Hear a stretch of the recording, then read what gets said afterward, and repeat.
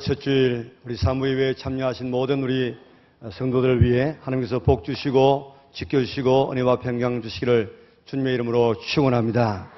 우리 집사님과 인사하겠습니다. 만나서 반갑습니다.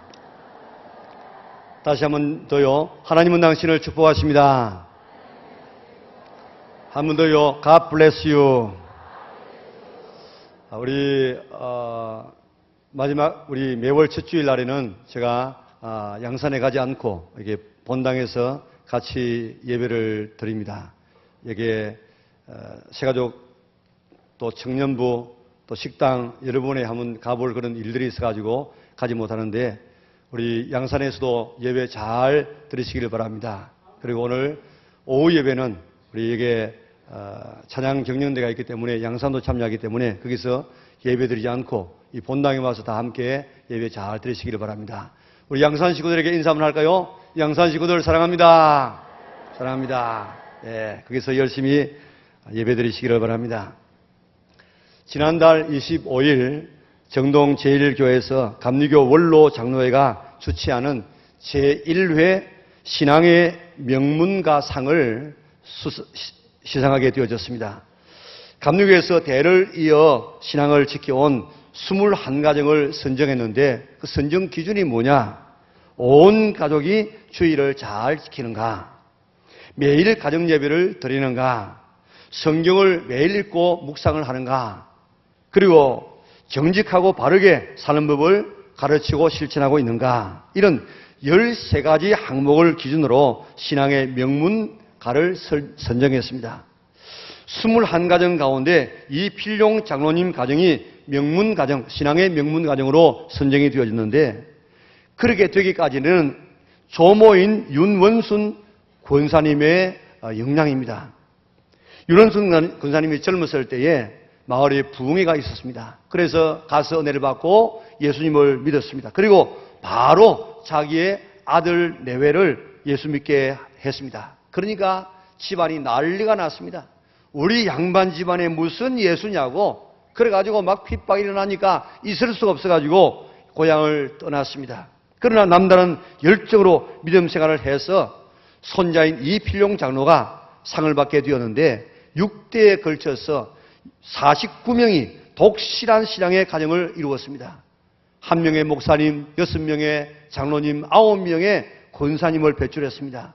이 필룡 장로님은 감리교에서 큰 족적을 남기고 사회적으로도 성공한 기업인이었습니다. 이남 3년은 훌륭한 신앙인으로 어디에 내놔도 부족함이 없는 사회적인 지도적인 인사로 만들었습니다. 한 할머니의 신앙이 6대를 거쳐오면서 명문가를 이루게 된 것입니다. 우리 영락의 온 성도들도 신앙의 명문가를 이룰 수 있기를 바랍니다. 예전에 우리가 참 어려웠을 때 먹었던 쌀 이름이 통일벼입니다. 통일벼. 그 통일벼는 키가 작고 또 병충해 강하고 수확이 많았습니다. 대신에 맛이 좀 없었습니다. 맛이 없지만은 우리가 배불리 먹어야 되기 때문에 통일벼를 개발해서 장려를 했습니다. 그 뒤에는 이제 우리가 먹고 살만하니까 요즘 뭐 지역마다 이런 뭐 메뚜기 쌀이니 무슨 뭐 이천 무슨 쌀이니 임금 쌀이니 별별 쌀들이 다 나오는데 다 하나의 품종으로 지금 만들어집니다. 그런데 이런 쌀이 좋은 하나의 품종으로 만들어지기 위해서는 1년, 2년에 만들어지지 않습니다. 그게 좋은 것끼리 교배하고 또 교배하고 여러 대를 내려가면서 비로소 하나의 품종으로 정착하게 되는 것입니다.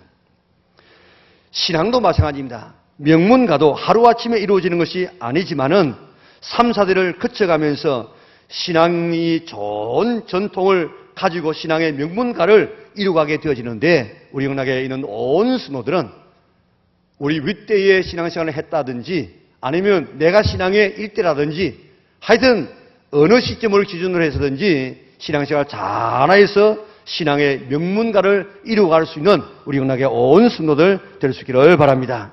오늘의 말씀을 보세요. 여호와를 경외하며 그의 계명을 크게 즐거워하는 자는 복이 있다. 여호와를 경외하며 했는데 이 경외란 말은 한자 그대로 말하면 공경하고 두려워한다 그런 말이죠. 하나님을 공경하고 두려워하는 사람에게 나타나는 현상이 뭐냐?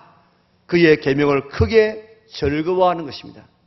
하나님의 계명, 십계명을 위시한 하나님의 명령을 마지못해서 지키는 것이 아니고 기쁘게 자발적으로 즐겁게 지켜나가게 되어집니다. 어떤 사람이요? 하나님을 경외하는 사람이. 주일이 왜 이렇게 빨리 왔지? 그렇게 말하는 사람이 아니고 주일 언제 가서 예배 드릴까? 이런 사람이 바로 하나님을 경외하는 사람입니다. 또 예배 드려야 되나 하는 이런 사람이 아니고 예배 드리자고 하면 마음이 즐거워지는 11조를 내가 이렇게 내가 많이 드릴 수 있냐 하는 사람이 아니고 하나님께서 나를 축복해 주어서 이렇게 11조를 많이 드리게 하다니 참 감사하구나 그런 사람.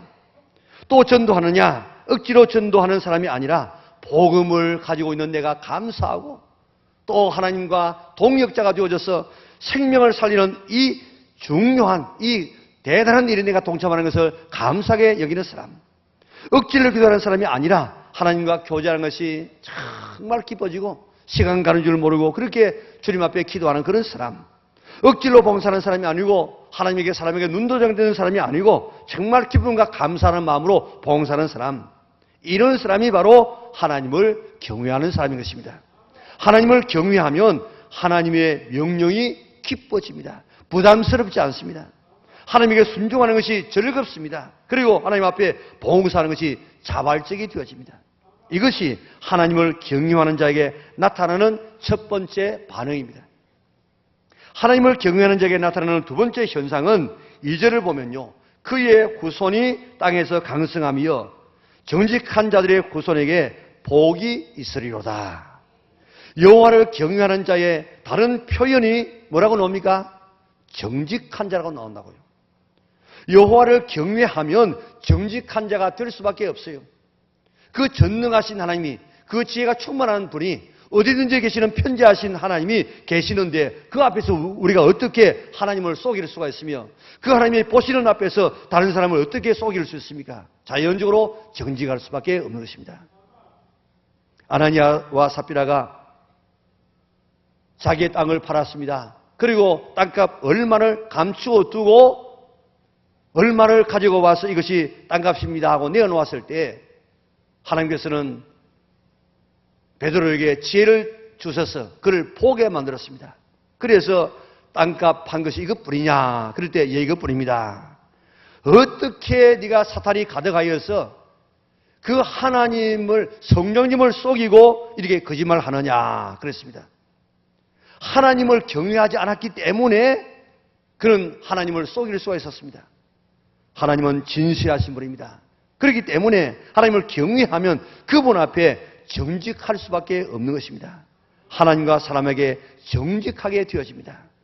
거짓말하는 것은 하나님을 경외하지 않기 때문에 나타나는 현상입니다. 우리나라에는 거짓말하는 이것은 별로 큰 죄로 여기지 않습니다.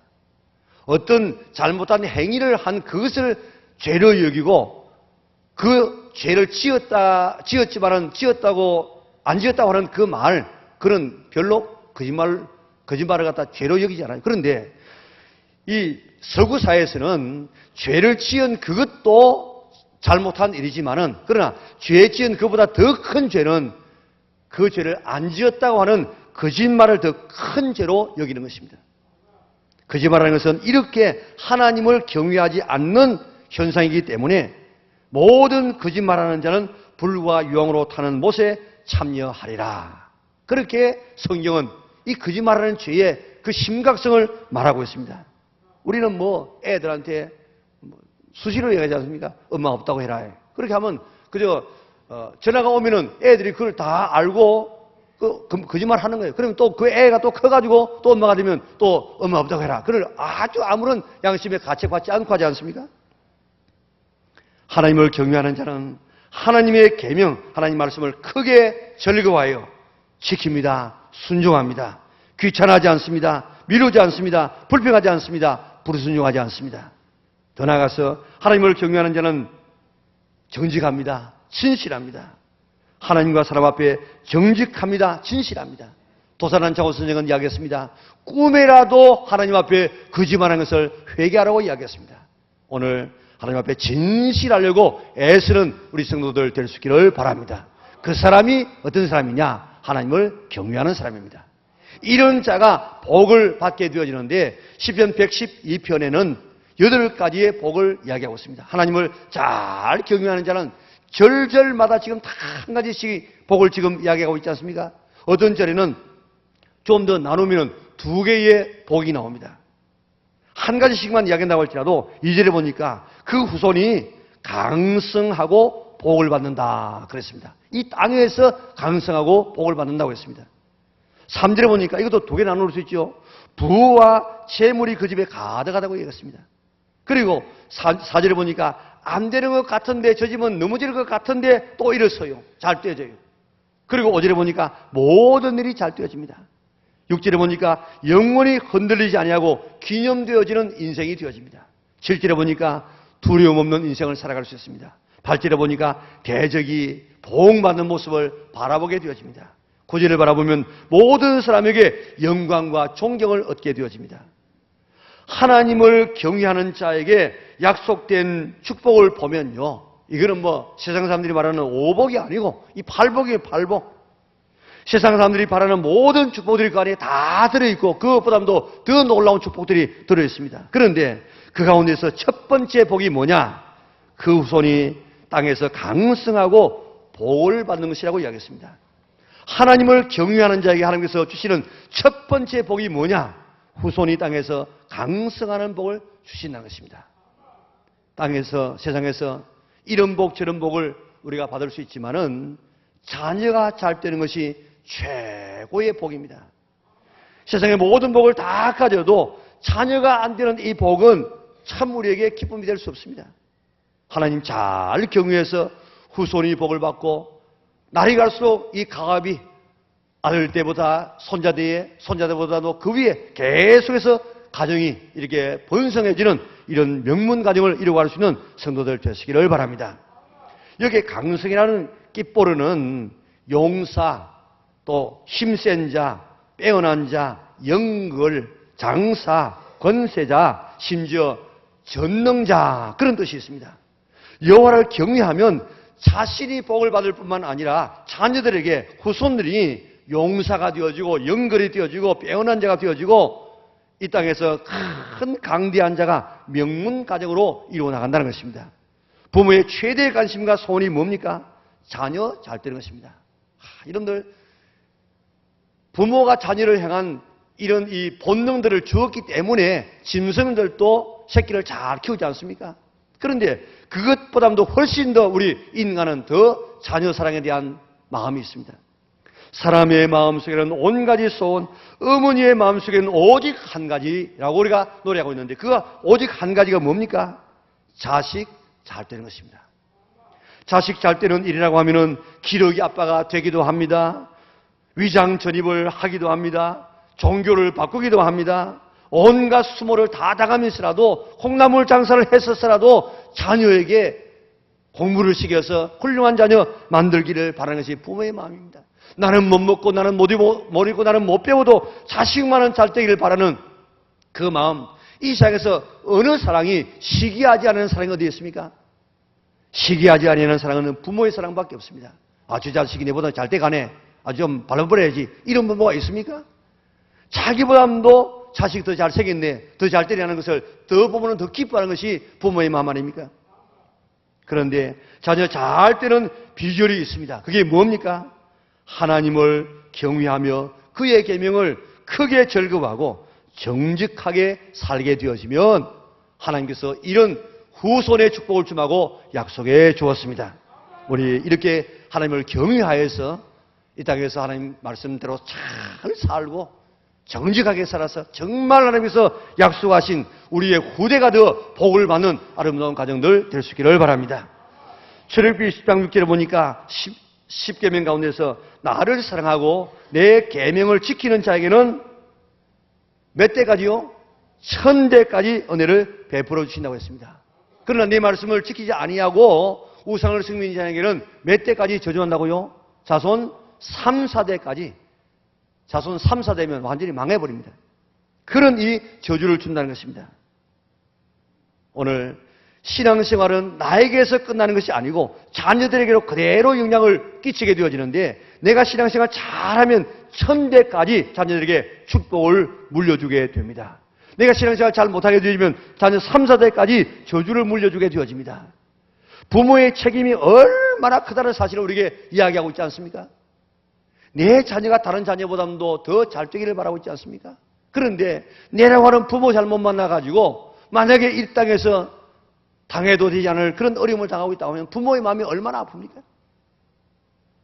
너로 말미암아 모든 사람이 복을 받으리라 아브라함에게 약속해 주셨는데 그 아브라함에게뿐만 아니고 오늘 우리도 아브라함 같은 믿음을 가지고 있으면 아브라함이 받았던 축복을 우리가 받는다고 이야기했는데 우리를 통해서 모든 사람이 너로 말미암아 복을 받으리라 하는 그런 이 사명을 우리에게 주었다고요. 그 모든 사람 가운데 가장 가까운 우리 가정의 아내와 남편, 부모와 자녀에게 나는 축복을 나누어 주는 사람인가? 아니면 저주를 물려주는 사람인가? 우리 자신들을 살펴볼 수 있기를 바랍니다. 내가 예수님을 제대로 믿지 아니하면 내가 예수 안 믿는 그것으로 끝나는 것이 아니고 그 영향이 자녀에게 간다고요. 내가 예수님을 잘 믿으면 그 축복이 나에게서만 있는 것이 아니고 그 축복이 자녀에게 영향력을 미친다고요. 병원에 가면 의사가 뭐라고 합니까? 부모 중에 이런 병을 가진 사람이 있습니까? 그렇게 물어봅니다. 예를 들어 말하면 부모 중에 어느 한편이 당뇨가 있으면요. 그 자녀는 당뇨에 걸릴 확률이 많아요. 그리고 부모 양편이 다 당뇨를 가지고 있으면 당뇨뿐만 아니고 다른 병도 마찬가지입니다. 가지고 있으면 그 자녀는 2명 중에 1명은 당뇨에 걸릴 확률이 있다는 것입니다. 얼마나 무서운 이야기입니까? 그러니까 부모의 이 건강 상태, 부모의 지능, 부모의 이 탤런트, 부모의 이 모든 재능들이 다 자녀에게 많은 영향을 미치게 되어집니다. 요즘 술, 담배 때문에 지금 많은 이야기가 지금 신문에도 지금 나오고 있는데 내가 지금 담배를 안 피워도 내가 폐암에 걸리는 이유가 뭔가 하면은 어릴 때 담배 피우는 부모님하고 한 방에 자고 그 영향권에 있었다고 하면 내가 지금 담배를 안 피워도 어릴 때 아버지의 그 담배 피우는 영향 때문에 내가 지금 폐암에 걸릴 확률이 있다는 것입니다. 자, 그러니까 이게 얼마나 무서운 지금 이야기입니까? 부모의 그 모든 생활, 습관, 말, 태도, 그 모든 생활 습관들이 다 자녀에게 그대로 영향력을 미칩니다. 부모가 어떻게 살았느냐가 자녀에게 그대로 나타날 때가 있다 이 말입니다. 이것은 정말 끔찍한 일이지만은 그런 일이 일어날 때가 있습니다. 신앙생활도 마찬가지입니다. 부모의 신앙생활이, 부모의 신앙적인 이 가치관이 자녀들에게 그대로 영향력을 미치게 되어지는데 자녀의 신앙이 더듬하고 부모의 신앙이 더듬하고 되는 대로 신앙생활을 하게 되어지면 그저 세상적이고 그저 찰나적이고 그저 돈 좋아하고 그저 이런 면에다가 지금 두게 되어지면 그 모든 영향력이 자녀에게 그대로 되어져 가지고 나중에 자녀를 위해서 자녀가 그 영향력을 받게 되어지면 부모가 뒤에 정말 후회하는, 그것 때문에 정말 피눈물 흘리는 이런 부모들이 얼마나 많은 줄 아십니까? 부모가 하나님 우선주의로 신앙 중심으로 자녀를 키워놓으면 그 책임이 하나님이 그 자녀를 책임져 주십니다. 부모가 복을 받습니다. 뿐만 아니라 자녀가 복을 받습니다. 명문 가정이 되어집니다. 대대로 그 자자손손이 축복을 받게 되는 것입니다. 신앙의 명문가의 자녀 교육이라는 책이 있습니다. 믿음으로 살면서 자녀들을 훌륭하게 키운 14명의 신앙 명문가의 자녀 교육이 그대로 기록되어지는 그런 책입니다. 한번 기회 나면 사보시면 좋습니다. 2010년도 SBS에서 방영된 드라마 재중원에서 박용우라는 배우가 백정 출신의 의사 황정 역을 했는데 그 황정이라는 이 사람이 바로 박서양입니다. 본래 그 이름이 박서양입니다. 옛날 백정은 가장 낮은 천민이었습니다. 사람 취급을 받지 못했습니다. 그런 천민 백정이 의사가 되어서 우리나라 최초의 의사 면허를 받게 되어지고 1908년도 세브란스 병원 의학교 1회 졸업을 해서 조선 최초의 서양식 병원 재중원 의사가 되었습니다. 거기서 교수가 되었습니다. 한일 합방이 되어졌을 때 나라를 사랑하는 그는 독립운동을 하기 위해서 간도에 가서 구세 병원을 열고 사람들을 치료해 주었습니다. 만주 지역에 있는 독립운동 단체에 들어가서 군의관으로 활동하다가 나중에 이제 세상을 떠나게 되어지는데 국가는 그의 공적을 인정하여서 그가 세상을 떠난 지 68년이 지난 2008년에 건국 포상을 했습니다. 어떻게 백정희, 우리나라 최초의 의사가 될 수가 있었겠습니까? 복음이다, 복음. 하나님을 경외하는 그 신앙이 그 속에 들어가니까 이런 이 가장 낮은 신분의 사람이 가장 높은 신분으로 바뀌어지게 되는 것입니다. 하나님을 경외하는 삶이 명문가정을 만들어 나갑니다. 이런 14명의 이야기가 그 책 속에 실려져 있다고요. 이 책이 한결같이 말하고 있는 것은 하나님을 경외하고 믿음 생활을 잘하는 부모 밑에 훌륭한 자녀가 태어나서 명문가정을 이루더라는 것입니다. 이제 내가 신앙생활 잘하여서 우리 자녀가 신앙생활 잘하고 그 영향을 받아서 정말 축복된 삶을 물려줄 수 있는 부모들이 될 수 있기를 바랍니다. 말라기서 2장 15절에 보면 하나님에게는 영이 충만할지라도 한 남자에게 한 여자의 영혼을 만들어서 짝지어 주었다고 이야기했습니다. 왜 그런 줄 아십니까? 이는 경건한 자녀를 얻기 위함이라. 하나님은 경건한 자녀, 예수 잘 믿는 자녀, 하나님을 경외하는 자녀를 낳아서 그를 통해서 또 경건한 자녀, 그를 통해서 또 경건한 자녀를 낳아서 이 땅에 하나님의 나라가 이루어지기를 바라고 있습니다. 하나님은 본래부터 명문 가정을 이루어서 하나님의 나라를 이루기를 바라셨습니다. 내가 할 일은 하나님을 경외하고 계명을 즐겁하고 정직하게 사는 일입니다. 그러면은 하나님께서 후손을 강성하게 축복해 주마고 약속하고 있습니다. 우리가 성경에서 그것을 볼 수 있는데 다윗과 사울을 보세요. 사울은요 얼마나 명문 가정입니까? 이스라엘 나라의 초대 임금입니다. 그런데 그 가문 초대 임금의 가문을 지켜나가기 위해서 수단과 방법을 가리지 않습니다. 저 다윗을 살려놓으면은 내 이 왕권이 저에게 갈 것 같다. 내 아들 요나단에게 가지 아니하고 우리 가문이 지금 안 될 것 같다. 그래가지고 그 가문을 지키기 위하여서 다윗을 주기 위해서 별별 짓을 다 합니다.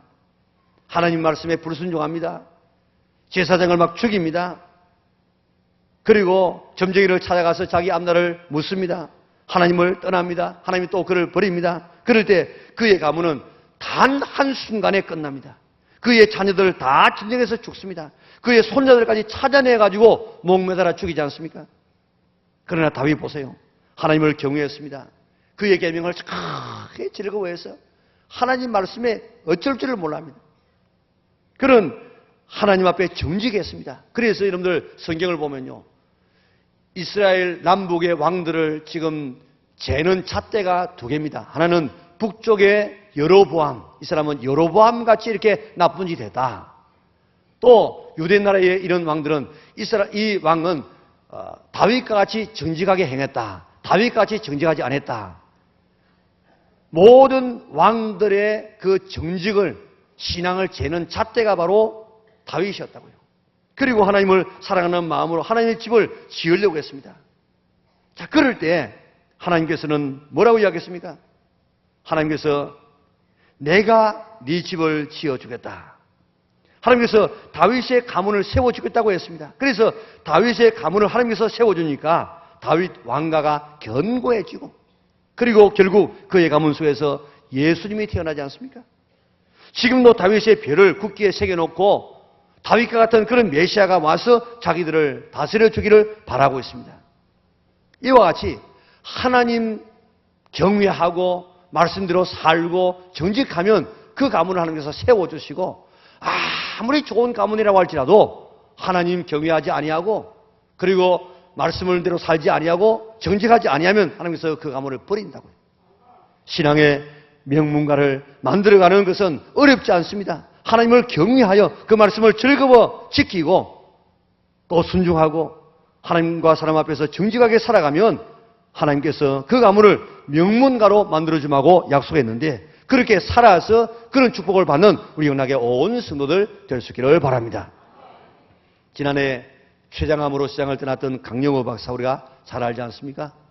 우리 교회 와서라도 한 주간 부흥회를 해서 잘 은혜를 많이 끼치고 한 그런 훌륭한 하나님의 종인데, 그가 중학교 3학년 때 친구들과 축구를 하다가 코너킥을 해서 날아오는 그 공에 눈이 맞아서 실명하게 되어집니다. 실명하기까지는 단번에 실명한 것이 아니고 상당한 시간이 걸렸는데 여러 차례 수술을 합니다. 그런데 마지막 수술을 하고 진단하기를 실명이라고 했습니다. 남편을 먼저 보내고 자녀를 키워온 강 박사의 어머니는 아들이 맹인이 되었다는 소식을 듣고 충격을 받아서 뇌졸중으로 시장을 떠납니다. 18살 먹은 누나가 남아있는 동생들을 거두느라고 열심히 일하다가 너무너무 시약해져서 그만 누나도 시장을 떠납니다. 4년 동안에 아버지, 어머니, 누나가 시장을 떠나고 시력까지 잃어버리게 되었습니다. 그러나 하나님을 의지하고 점자를 배우기 시작했습니다. 남들은 대학 가는 그 나이에 중학교에 들어가서 점자를 배워서 열심히 공부해서 연세대학을 졸업합니다. 그는 미국에 가서 공부를 하고 싶었습니다. 그러려고 하면 무분교부에서 주관하는 해외 유학시험에 합격해야 되는데 당시 유학시험의 자격에 시각장애자는 유학시험을 칠 수 없다는 조항이 들어있습니다.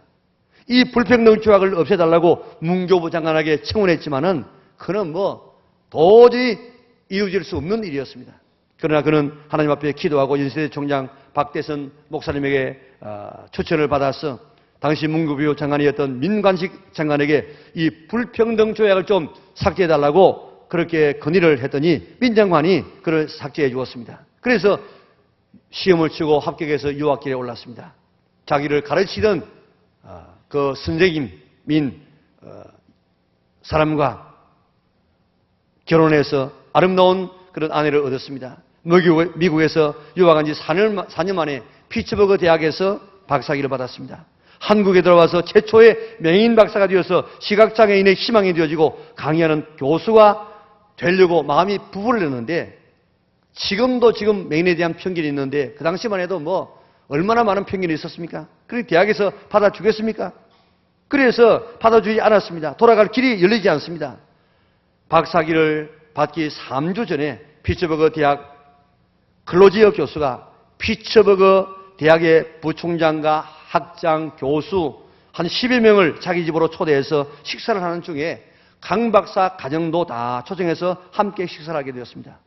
식사를 마시고 난 다음에 거실에 앉아서 대화를 합니다. 그런데 자연히 강 박사의 취직 문제가 나왔습니다. 그때 강 박사가 이야기합니다. 내가 맹인일지라도 명문가의 아들로 태어났다고 하면 부모의 도움으로 쉽게 취직이 될 텐데 부모조차 안 계시니까 내가 어떻게 취직이 되겠습니까? 하고 자기의 신세를 넋두리 했습니다. 그러더니 벤두손 부총장이 말합니다. 강 박사, 이제 당신은 박사가 되었어. 그리고 저기 뛰놀고 있는 진석이 아버지가 되었어. 명문가는 만들어가는 것이요. 이제 조상달 하지 말고 영특한 아들 진석이와 함께 힘을 쓸 수 있는 명가를 만드세요. 나도 우리 가문에서 처음으로 대학 교육을 받은 사람이요. 그러나 돈을 벌기 위해서 열심히 공부해서 노스웨스턴 대학 법대에서 법학 박사학위를 받고 교수가 되어서 피츠버그 대학의 부총장까지 된 것 아니요. 이야기를 들었던 강 박사는 부끄러워서 그 당시의 심정은 마치 쥐구멍이라도 있으면 숨고 싶었다는 것입니다. 그러나 그의 말은 강 박사의 생각과 의식을 완전히 바꾸어 놓았습니다. 단 한 번의 부총장과의 개인적인 만남이었습니다. 단 한 번의 말이었지만은 그의 삶을 변화시켜서 인생을 바꾸어 놓는 전환기가 되었습니다. 그의 두 아들 진석이와 진영이를 필립스 아카데미에 보냈는데 그 학교의 근학 이념은 나 자신을 위해서가 아닌 그런 것입니다. 영어로 말하면 not for self, 나 자신을 위하지 아니하는 하고 그 뒤에 많은 이런 뉘앙스가 남아있지 않습니까? 여러분들 지금 우리 학교의 이념은 내 자신을 위해서가 아닌 내 자신을 위해서 공부하고 내 자신을 위해서 돈 벌고 내 자신을 위해서 살지 않는 것이 그 학교의 근학 이념이었습니다. 미국에서 가장 유명한 고등학교의 근학 이념이 바로 나 자신을 위한 것이 아닌 것. 그러면 무엇을 위해서입니까? 하나님의 영광을 위해서, 다른 사람의 유익을 위하여서, 다른 사람에게 나눠주는 삶을 위해서. 이것이 그 학교의 근학 이념이었습니다. 그 학교의 자녀를 입학시켰습니다. 그래서 그의 아들, 큰아들은 듀크 대학 병원 안과 전문의가 되어졌고, 그의 둘째 아들은 상헌법사위원회 고문 변호사가 되었고, 그 자신은 백악관에서 차관 보로 우리나라 사람으로서는 가장 미국 사회에서 성공한 인물이 되어졌습니다. 이러한 명문가를 이룬 것은 너 자신이 명문가를 만들라는 한 사람의 충고와 자극 때문이었습니다. 고비고비마다 하나님의 도우시는 손길 때문에 오늘의 자신이 되었다고 고백했습니다. 사람을 만나고 불평등 조약을 삭제하고 예쁜 아내와 가정을 이루고 자녀를 낳고 미국 사회에서 이렇게 올라가기까지는 자기의 노력도 있었지만은 하나님의 손길이 도와주지 않았다고 하면 오늘의 자기가 없었다는 것입니다. 4년 동안에 부모와 누나가 떠나고 시장을 떠나고 자신은 실명이 되었을 때 그 아픔이 얼마나 컸겠습니까? 그러나 하나님을 의지하고 최선을 다했더니 하나님의 손이 도와주셔서 승리하는, 성공하는 인생을 살고 신앙의 명문가정, 세계적인 명문 가문이 되어졌습니다. 우리 부산영락의 온 성도들에게 도전합니다. 오늘 여러분들도 신앙의 명문가정을 만드시기를 바랍니다. 하나님을 경외하고 하나님 말씀을 크게 절구하고 순종하고 말씀대로 살면, 정직하게 살면 하나님께서 후손을 강성하게 만들어주시고 명문가정으로 만들어주시겠다고 약속하셨습니다. 부동산을 물려주려고 하지 말고 신앙의 유산을 물려주려고 힘쓰시기를 바랍니다. 하나님을 경외하는 삶을 물려주세요. 하나님의 말씀에 즐겁게 순종하는 그런 신앙의 이 삶을 물려주세요. 하나님 앞과 사람 앞에서 정직한 삶을 살아가는 그런 사람을 만들어 내보내세요. 그러면 하나님이 책임져 주십니다. 명문 가정을 만들어주게 되는 것입니다. 그런 가정들을 성경에 보면 얼마나 많이 있습니까? 아브라함, 이삭, 야곱. 그리고 다윗의 가문은 얼마나 대단한 가문입니까? 그리고 디모데, 로이스, 유니게, 디모데로 내려오는 이러한 이 3대의 이런 신앙을 통하여서 얼마나 훌륭한 인물들이 배출되고 있습니까? 우리가 5대째, 10대째 이런 이 태어날 자녀들을 위해서는 우리가 아무 영향을 미칠 수가 없지만은, 그러나 적어도 내가 내 아들, 내 자녀, 내 손자 3대만은 우리가 함께 예배드리고 함께 식사하고 함께 나가게 되어지면 우리는 정말 명문가정 만들어 갈 수 있습니다. 이스라엘 백성들은 이 3대가 함께 신앙생활 합니다. 함께 식사합니다. 그래서 3대가 함께 하기 때문에 세대차가 없어요. 그래서 계속해서 신앙의 명문가정을 지금까지 이루어 나가게 되는 것입니다. 조금 더 우리가 구체적으로 우리가 살펴보면은 우리 철저한 예배 생활. 감리교에서는 13가지의 이런 기준을 통해서 명문가정을 뽑았는데 제가 몇 가지로 좀 정리해 보면은 철저한 예배 생활. 두 번째는 그래서 예배 생활에 우리가 실패하면 안 돼요. 모든 삶에는 실패한다고 할지라도 예배만 실패하지 않으면 성공자가 될 수 있습니다. 주일 예배 우리가 어떤 일이 있었더라도 예배만은 빠지지 아니하고 우리 오후 예배 어린애들하고 같이 한번 참여해 보세요. 그리고 수요일 예배도 같이 참여하세요. 그리고 가정에서 가정 예배를 한번 드려보세요.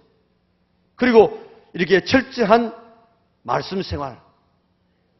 매삼 오주라는 말이 있습니다. 매일 우리가 3장 그리고 주일날에는 5장 읽으면은 우리가 1년에 성경을 한 번씩 읽을 수 있는데 자녀들 보는 앞에서 부모가 늘 성경을 읽어서 성경 읽는 규칙적인 삶을 한번 유산으로 물려주고 그 말씀을 늘 큐티하는 삶을 가르쳐 보세요. 그리고 규칙적인 생활, 기도 생활, 늘 1시간 기도하는 부르짖어 기도하는 삶을 자녀들이 들을 때 기도하는 부모의 기도 소리가 들리지도록 한번 해보세요. 그리고 규칙적인 헌금 생활, 꼭 자녀들이 전부가 모여 앉아가지고 한 달 11조를 들을 때 하나님 이달에도 11조를 이렇게 주시니 감사합니다 하고 하나님 앞에 감사하고 액수를 밝히고 또 감사하는 이런 삶, 그리고 언제나 봉사에 앞장서는 자 신앙에서 우리가 철저한 예배 생활, 철저한 말씀 생활, 철저한 기도 생활, 철저한 헌금 생활, 철저한 봉사 생활. 다시 해볼까요? 철저한 예배 생활, 철저한 말씀 생활, 철저한 기도 생활, 철저한 헌금생활, 철저한 봉사생활, 이 5가지의 신앙이 다 기반으로 되어지고 이 삶을 유산으로 물려주고 그 다음에는 우리가 살아갈 때 정직한 삶, 성실한 삶, 아주 열정적인 삶, 그리고 겸손한 삶, 그리고 남을 섬기는 삶, 사랑하는 삶, 이런 삶을 좀 물려줘야 되겠어요. 첫째로 뭐라고요? 정직한 삶, 그 다음에는 성실한 삶, 그 다음에는 열정적인 삶, 그 다음에는 겸손한 삶, 그 다음에는 섬기는 삶, 이런 삶을 물려주게 되어지면 하나님께서 그 인생을 축복하여 주실 줄 믿습니다. 오늘도 어떤 사람이 좋은 부모냐, 이렇게 좋은 이런 아름다운 이 성품들, 좋은 신앙의 유산을 물려주는 이런 사람이 진정한 복된 사람이고 이 신앙을 물려주는 사람이 진정한 부자가 되는 것입니다.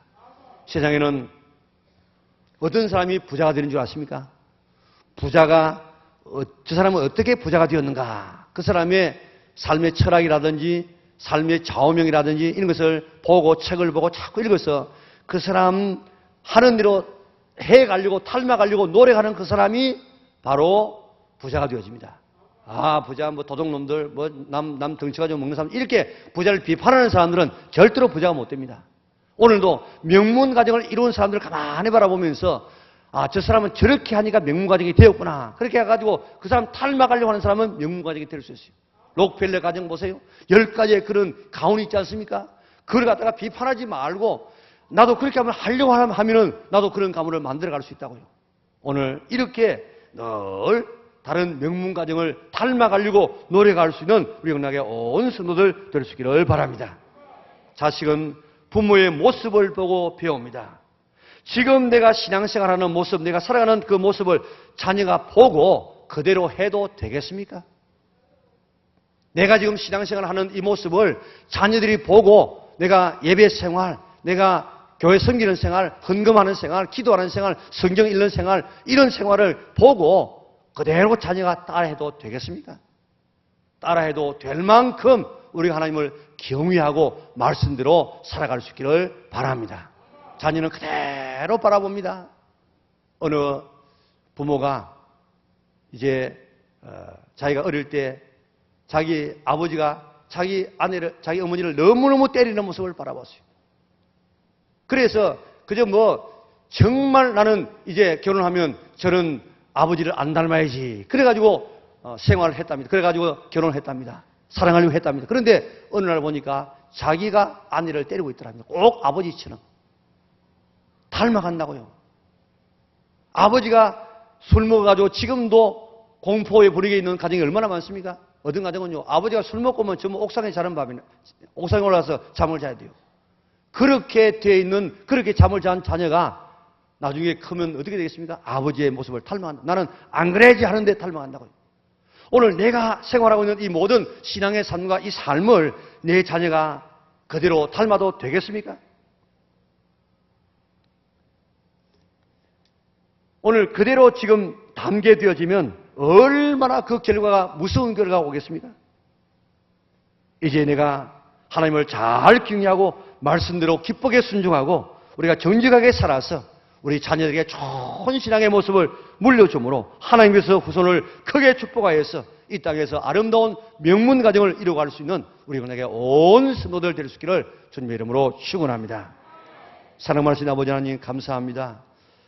하나님께서는 우리 모든 사람에게 아버지가 되고 어머니가 될 수 있기 때문에 우리 가정에 아버지를 주시고 어머니를 주셔서 하나님의 그 역사를 대행하도록 만들었다고 했는데 오늘 우리는 그 하나님의 대행자로서 자녀에게 좋은 신앙의 본을 보이고 신앙의 유산을 잘 물려주어서 경건한 자녀가 되어져서 경건한 자녀에게 주시는 축복을 누리게 하여 주셨사오니 참으로 감사를 돌리옵나이다.